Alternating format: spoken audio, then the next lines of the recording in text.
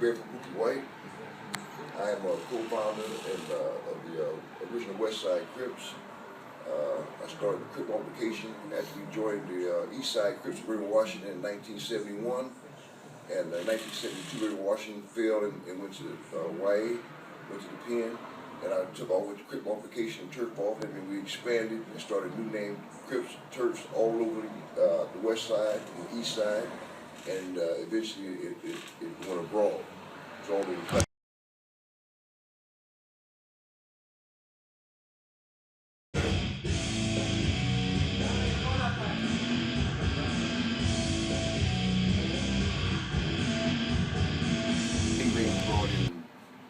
Brought in something, it was a bad, it was a time.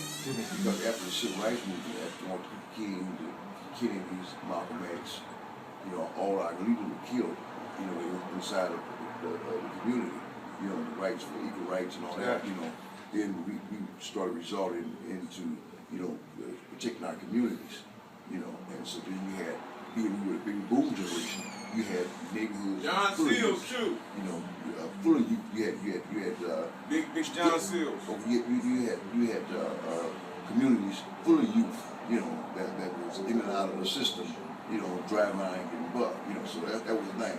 When you go to camp, you came home with a 16 and a half and a nice big chest and a nice big body, no legs, no legs, that came in better. But Michael Christian was the first original Crip, to pursue, body weightlifting professionally. Never got off into it. He more so, he used to go to Venice Beach, of course, and used to drive with Schwarzenegger and all those guys, But Michael Christian was the main man. Okay. And Michael Christian was with me from the beginning. Matter of fact, the reason why we began cripping on the West Side, we had been in other community, we had other neighborhood community gangs on our side already before we became Crips. And when we joined the Crips, and that's when all of us turned Crips in different communities all the way from the south to the north. Okay. And so Michael Christian was an original Inglewood Crip in the beginning. And we called ourselves the Smacks. We were borderline from Inglewood to South LA. And they stayed on that side, and we stayed on this side. And River Washington, his legacy was Chitty Chitty Bang Bang, Crips don't die, they multiply. And what they wanted to do, his legacy was that he wanted Crips to be everywhere, So the thing of it was, after the Civil Rights Movement, the blacks had started, moving up, better jobs, better homes, better schools, moving to, moving to the West Side and the middle class white folks, moving up to the hills and stuff like that. So we were moving, with better homes, better housing, and better schooling. Yeah. So the people on the East Side, they were still struggling with poverty.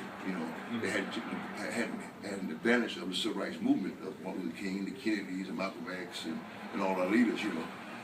They were still struggling on the East Side. So what they used to do, they used to come from the East Side and come to the West Side and start taking the things that they didn't have. And of course we on the West Side, our parents had good jobs, we had home, we had good schools and stuff like that. But we also were the baby boom generation, so it was a gang of us.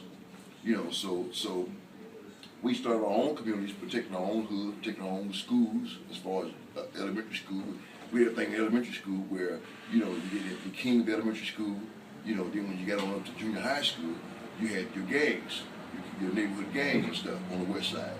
Whereas from the East Side, you already had gangs already, from the Slauson, the businessmen, the gladiators, the avenues, and then come the Crips who were in Washington, And the first buff gang member, not gang banger, but gang member, was Big Munson. He was from the